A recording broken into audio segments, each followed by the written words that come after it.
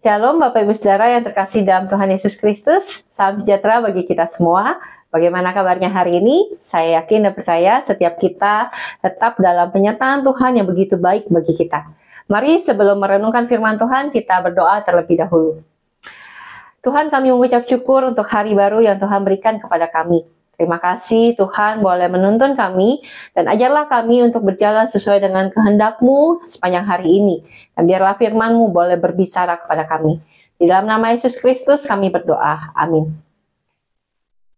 Bapak Ibu Saudara yang terkasih dalam Tuhan Yesus Kristus, renungan hari ini saya beri judul dianiaya oleh karena iman. Firman Tuhan hari ini diambil dari Yohanes pasal 15 ayat 16 sampai 25.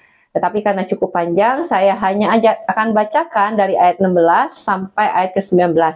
Selebihnya silakan Bapak Ibu Saudara membacanya secara pribadi di rumah. Yohanes pasal 15 ayat 16 sampai ke-19. Demikianlah firman Tuhan. Bukan kamu yang memilih aku, tetapi akulah yang memilih kamu, dan aku telah menetapkan kamu supaya kamu pergi dan menghasilkan buah. Dan buahmu itu tetap, supaya apa yang kamu minta kepada Bapa dalam namaku diberikannya kepadamu.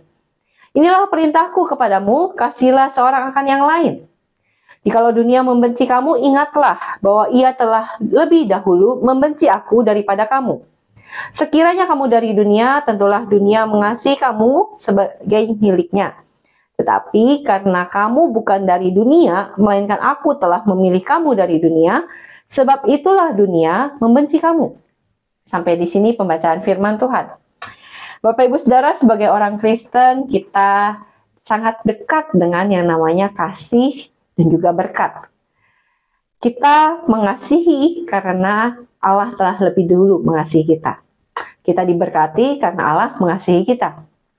Namun di dunia, meskipun kita memperlihatkan kasih, tidak selamanya kasih yang kita tunjukkan diterima dengan baik dan menjadi berkat bagi diri kita sendiri. Tidak jarang kita ditolak, kita dibenci, bahkan kita dianiaya. Tahukah Bapak Ibu Saudara, Open Doors mencatat di tahun 2022 yang lalu, ada sekitar 2.100 gereja diserang dan ditutup. Dan ada lebih dari 5.600 orang Kristen dibunuh oleh karena iman kepada Tuhan. Di sini kita melihat bahwa menjadi orang Kristen tidak selalu hanya bicara dengan berkat yang diterima saja. Tapi kasih yang kita berikan juga akan menghadapi tantangan yang begitu besar. Di dalam bagian firman Tuhan yang tadi kita baca, Tuhan Yesus sudah mengingatkan para murid bahwa dunia yang telah jatuh dalam dosa ini tidak akan menerima murid-murid Tuhan. Mengapa? Oleh karena dunia yang telah jatuh dalam dosa ini membenci kebenaran. Dunia tidak ingin manusia diselamatkan. Dunia tidak ingin Kristus nyata terlihat. Maka mereka menolak Yesus dan semua orang percaya. Namun yang menarik, perhatikan apa yang Kristus nasihatkan di ayat 17 tadi. Kristus tetap menasihatkan kita untuk tetap mengasihi dunia yang membenci kita. Meskipun dunia membenci kita, respon yang Tuhan minta adalah kita mengasihi. Dan Tuhan Yesus sudah menunjukkan kepada kita kasih-Nya meskipun dunia telah menolak Dia. Yesus tetap memberikan kasih melalui pengorbanannya di atas kayu salib. Pengorbanannya untuk penebusan bagi manusia yang berdosa, bagi dunia yang telah jatuh, yang rusak, yang bobrok, yang tidak layak sebenarnya mendapatkan kasih Tuhan.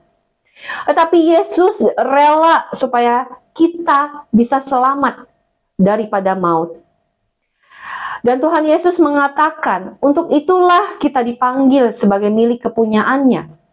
Kita dipanggil untuk mengasihi dan juga menghasilkan buah, memperlihatkan Dia dan juga kasih-Nya.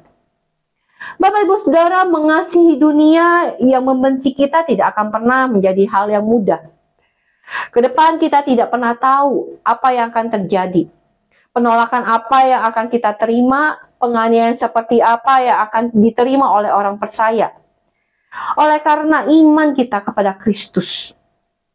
Namun kita percaya dan yakin bahwa Tuhan, jika Dia menginginkan kasih-Nya nyata di dalam dunia yang jatuh dalam dosa ini, Dia juga akan memampukan kita untuk menunjukkan kasih itu dalam hidup kita. Oleh karena itu, marilah setiap kita boleh tetap menyatakan kasih Tuhan kepada dunia, sebab Tuhan telah lebih dulu mengasihi kita. Marilah kita berdoa. Tuhan, kami mengucap syukur Tuhan untuk kasih setiamu yang besar bagi kami, yang menyelamatkan kami dari maut, dari dosa kepada hidup yang kekal. Namun Tuhan, kami tahu di dunia ini yang telah jatuh dalam dosa, manusia yang berdosa menolak kasih Allah. Tuhan, kami tahu ketika kami memberikan kasih kepada dunia yang jatuh ini, kami akan ditolak, kami mungkin akan terluka, kami mungkin akan dibenci Tuhan.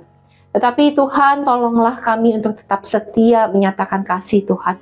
Tetap setia membuahkan hasil sesuai dengan panggilan yang Tuhan inginkan bagi kami. Tolonglah kami Tuhan, di dalam nama Yesus Kristus kami berdoa. Amin.